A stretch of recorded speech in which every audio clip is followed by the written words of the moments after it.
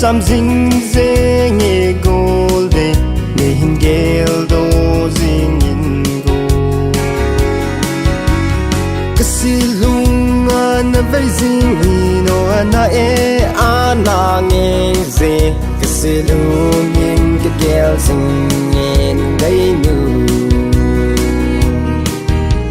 se lung đen hi ca đâu dấu cô tin lại tung á nó chăm dinh dê nghe có ngồi đây ngài dinh sẽ luôn có mong dấu po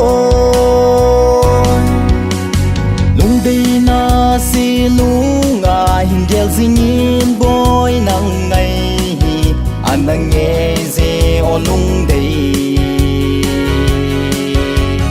nang tay lâu luôn xin đáng khen cả đi dấu bôi thêm nang tay lâu cả xin luôn nghe na đây lệ anh ngày à po sẽ lung lên hi cả đâu dấu bôi thiên lại lung á na chăm sinh riêng nghe gol đây ngài gì xì luôn có mong dấu bôi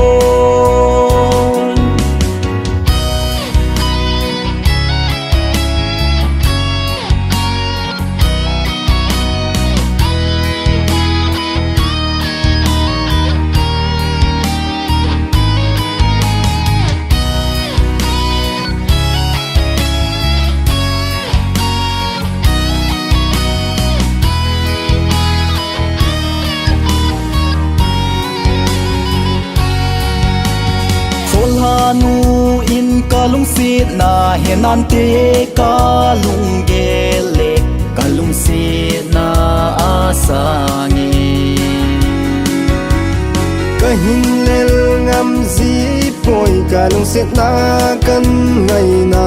ho kan de valin kan ngai vale o tempo